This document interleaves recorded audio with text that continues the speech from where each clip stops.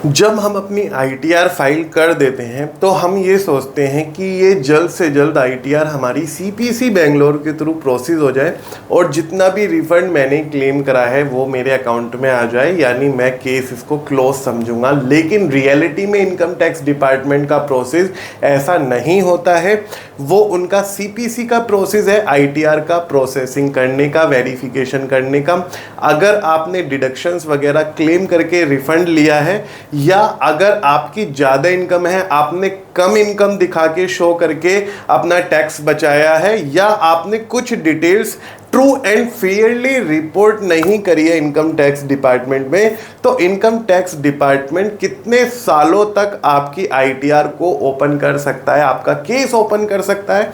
सारी चर्चा करेंगे कि किस किस तरीके के नोटिस आते हैं, कौन कौन सी ड्यू डेट तक वो नोटिस आपके पास आ सकते हैं, और आपको मैं बताऊंगा कि किस तरीके से आप इस नोटिस से बच सकते हैं, इन केसेस से बच सकते हैं।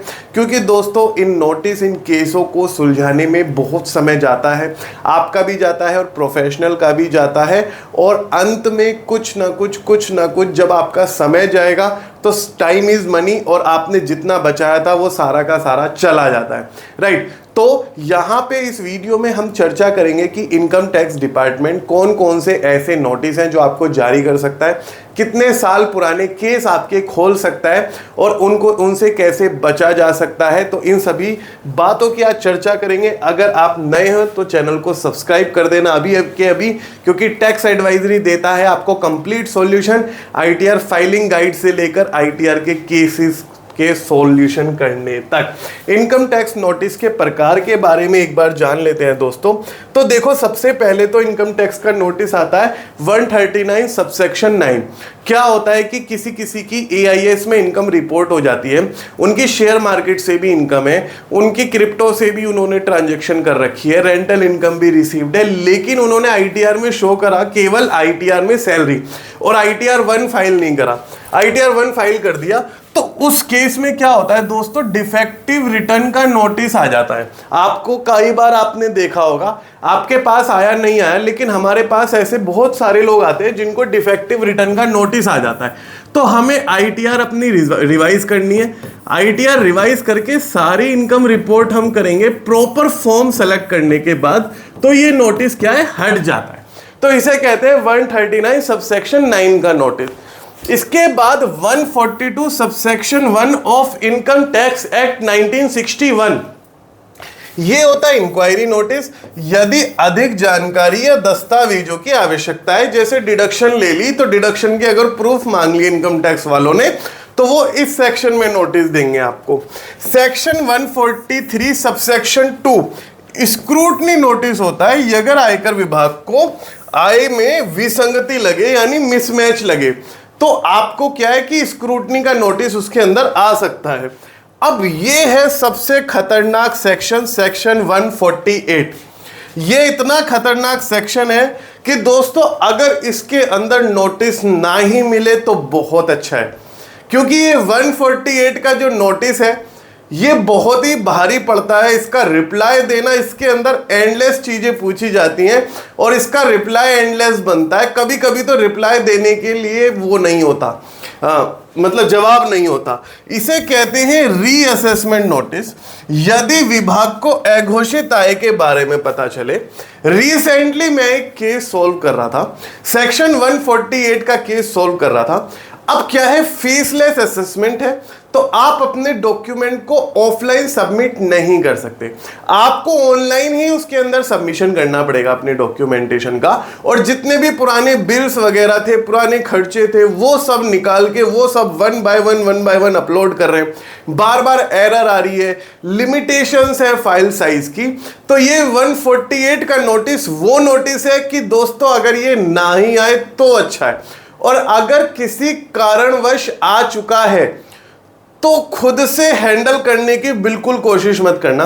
139 सबसेक्शन 9 डिफेक्टिव नोटिस आप खुद से हैंडल कर सकते हो, 142 का नोटिस भी आप खुद से हैंडल कर सकते हो, लेकिन 148 का नोटिस अगर आपको हैंडल करना ही है, इट्स बेटर कि आप किसी प्रोफेशनल की हेल्प लें और उनके थ्रू अपने केस को रिजोल्व कराने की कोशिश करें। रीजन बीइंग इसके अंदर एक्सपीरियंस और एक्सपर्टीज की जरूरत होती है दोस्तों। तो ये 148 का वो नोटिस है।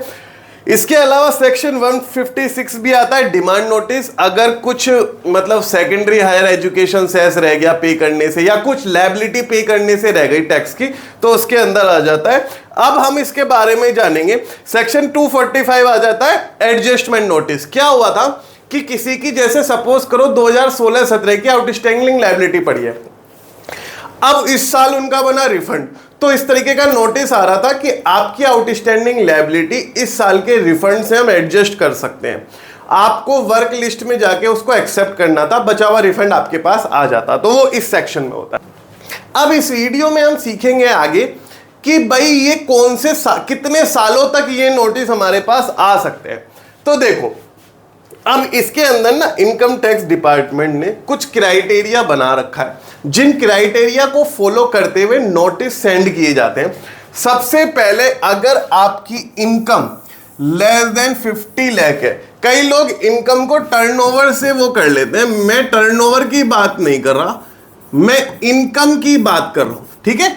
अगर 50 लाख रुपए से इनकम कम है तो 4 फाइनेंशियल ईयर तक आपके केस खोले जा सकते हैं, अगले 4 फाइनेंशियल ईयर्स तक। अगर लास्ट फाइनेंशियल ईयर की बात करें, करंट मेरा फाइनेंशियल ईयर 24-25 चल रहा है, ठीक है। अब 24-25 मेरा 31 मार्च 2025 को पूरा हो जाएगा, 1 अप्रैल 25 से 25-26 चलेगा मेरा, ठीक है। अब 24-25 का जो मैंने ITR फाइल करी, अगर मेरी इनकम 50 लाख रुपए से कम है, तो यानी 24-25 के बाद 4 साल यानी 31 मार्च 2029 तक इनकम टैक्स डिपार्टमेंट मेरा केस ओपन कर सकता है। तो अगर आप ये सोचें कि मेरा रिफंड आ गया और मेरी ITR प्रोसेस हो गई और मैं बच गया, तो ऐसा बिल्कुल भी नहीं है। आपको ट्रू एंड फेयरली रिपोर्टिंग उसके अंदर करनी ही होगी। लेकिन अगर आपकी इनकम 50 लाख रुपए से ज्यादा है तो 4 साल की ये लिमिट बढ़ के 6 साल हो जाती है दोस्तों। इसके अलावा अगर आप फाइनेंशियल ईयर 18-19 का सपोज करो कोई केस था, कैश डिपॉजिट उन्होंने करा दिया 80 लाख का, ठीक है। अब वो कैश डिपॉजिट ऐसा कराया, भाई मुआवजे का पैसा था, जो भी था उन्होंने करा दिया, किसान थे उन्होंने करा दिया, उनके पास वो भी था। अब केस रीओपन कब तक हो सकता है? केस रीओपन 31/3/2025 तक हमारा हो सकता है। इसकी मैंने टेब्यूलर शीट भी बनाई है आपके लिए, अगर आप देखोगे तो सपोज करो फाइनेंशियल ईयर 17-18, 18-19, 19-20, 20-21, 21-22, 22-23। अब कैश डिपॉजिट करा बैंक में 50 लाख रुपए का, ठीक है। 31 मार्च 2023 को मेरी इनकम थी, नोटिस का ड्यू डेट कब तक आ सकता है? 31 मार्च 25 तक आ सकता है, अगर इनकम 50 लाख से कम है। तो इस तरीके से 4 और 6 ईयर्स का हम काउंट करते हैं, 4 और 6 ईयर्स का हम काउंट करते हैं इनकम वाइज, ठीक है। अगर हमारी 50 लाख से कम है अर्निंग, तो 4 सालों तक हमारा नोटिस खोल सकते हैं। 50 लाख से ज्यादा है तो 6 सालों तक हमारा नोटिस खुल सकता है, ठीक है। अब इसके लिए कुछ सामान्य मामलों में कुछ क्या मतलब, जैसे सपोज करो कुछ सेंसिटिव मामला है, इनकम टैक्स डिपार्टमेंट को कुछ वो मिला है, कुछ इनपुट मिला है, कुछ मिला है, उस केस में वो लोग ज्यादा ईयर्स का भी खोल सकते हैं। तो ये कोई मैंडेटरी नहीं है, ठीक है। 10 साल तक का भी है गंभीर मामलों में, ठीक है। और बेनामी संपत्ति, शेल कंपनियां, ये अन्य गंभीर मामलों में इससे अधिक साल भी कवर किए जा सकते हैं। तो ये कोई मैंडेटरी नहीं है कि इसके बाद खुलेगा ही नहीं, कुछ गंभीर मामले होंगे तो उसके बाद भी खोल सकते हैं। अब इस चीज से बचने के लिए हमारे पास क्या क्या उपाय हैं? सबसे पहले एक चीज जान लो, ट्रू एंड फेयर इनकम की रिपोर्टिंग आपकी ITR में बहुत ज़्यादा जरूरी है। रीजन बीइंग आजकल सारी चीज़ें AIS में अपडेट हो जाती है, इनकम टैक्स डिपार्टमेंट को किसी ना किसी तरीके से पता चल जाता है, बैंक आपकी रिपोर्टिंग कर देते हैं, कंपनियां शेयर मार्केट की ब्रोकर रिपोर्टिंग कर देते हैं। तो बहुत सारी चीज़ें आपकी आजकल वो चल रही है ट्रांसपेरेंसी। सही और पूरी आय घोषित करो। बैंकिंग ट्रांजैक्शन को ट्रांसपेरेंट आपको रखना चाहिए। गलत टैक्स बचाने की रणनीतियों से बचें। ऐसी भी डिडक्शन नहीं दिलवाए कोई टैक्स प्रोफेशनल कि आपका कंप्लीट रिफंड आ जाए और आपने गलत ही डिडक्शन ले रखी है, फिर लेने के देने पड़ जाते हैं। संपत्ति और आय से जुड़े सभी दस्तावेज संभाल कर रखें। सोशल मीडिया पर अपनी लाइफस्टाइल को अत्यधिक ना दिखाएं। ठीक है, तो कई लोग सुन रहे होंगे ये टैक्स रिटर्न समय पर और सही जानकारी के साथ दाखिल करें। रीजन बीइंग कि सोशल मीडिया पे इनकम टैक्स ने ट्रैकिंग करनी शुरू कर दी।